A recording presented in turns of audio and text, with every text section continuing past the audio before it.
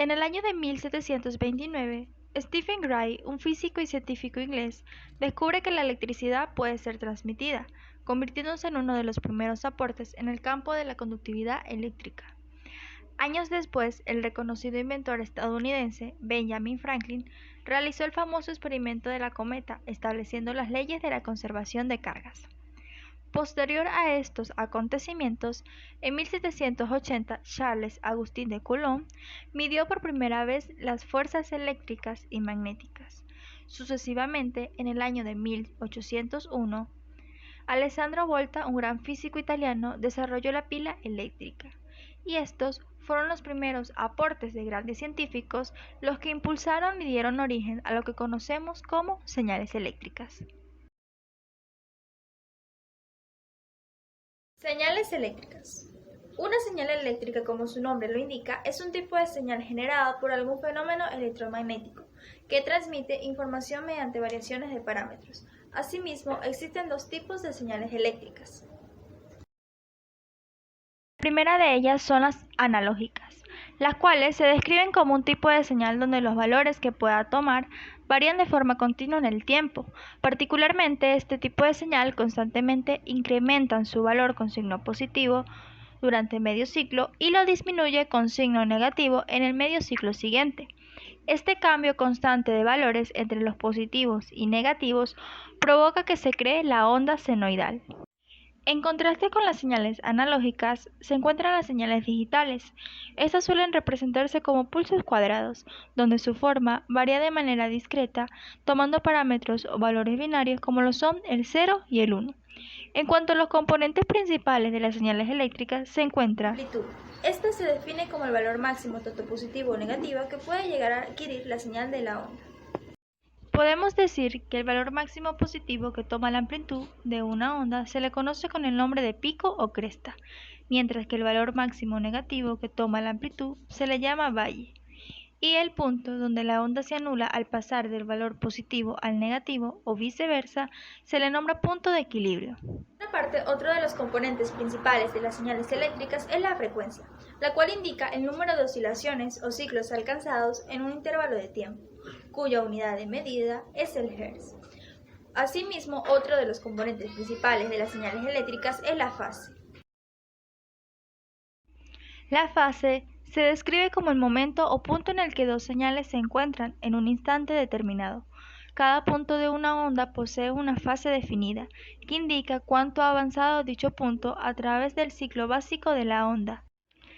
En cuanto a la longitud de onda, podemos describirla como la distancia que recorre una perturbación periódica, que se propaga por un medio en un ciclo. La longitud de onda también es conocida como periodo espacial y describe cuán larga es la onda y esta representa la distancia real recorrida. De idea, si hablamos un poco referente a la conversión analógico-digital, podemos decir que consiste en la transcripción de las señales analógicas a señales digitales con el propósito de facilitar la comprensión y codificación de la señal resultante, en este caso la señal digital. De esta manera, expliquemos algunos de los pasos a seguir para la conversión analógico-digital. 1. Muestreo de la señal analógica. Este primer paso consiste en realizar un muestreo, es decir, tomar diferentes muestras de tensiones o voltaje en diferentes puntos de la señal de onda. 2. Cuantización de la señal. Para esta parte del proceso, los valores continuos de la señal de una onda se convierten en series de valores numéricos decimales, los cuales corresponden a los diferentes niveles o variaciones de voltaje que contiene la señal analógica original. Y número 3.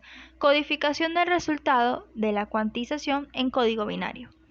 Después de realizado el segundo paso de la cuantización, los valores de las tomas de voltaje se representan numéricamente por medio de códigos y estándares que son previamente establecidos.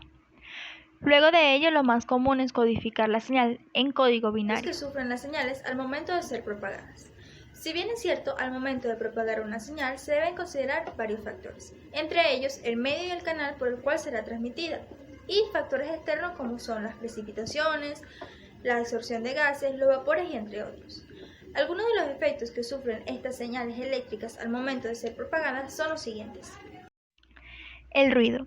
es el conjunto de señales extrañas que se introducen en el medio de transmisión, provocando ciertas alteraciones de amplitud del voltaje y variaciones de frecuencia. La atenuación se describe como la pérdida de potencia producida en el medio de transmisión por la longitud que presenta la señal eléctrica. Y por último se encuentra la distorsión de retardo, el cual es un fenómeno que se da por la velocidad de la propagación, haciendo que la frecuencia de las señales varíe y no viajen todos los datos a la misma velocidad. En las telecomunicaciones y en muchas áreas de la informática, el ancho de banda se ha convertido en uno de los conceptos claves.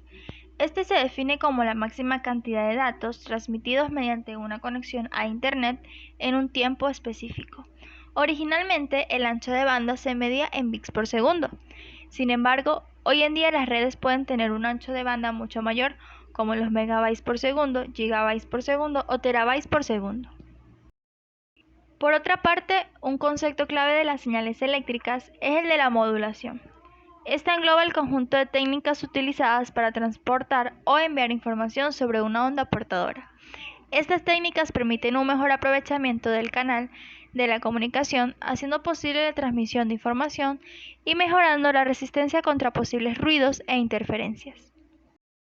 La relación señal-ruido se define como la proporción existente entre la potencia de la señal que se transmite y la potencia del ruido que la corrompe, donde este margen es medido en decibeles. Asimismo, definamos lo que es un decibel.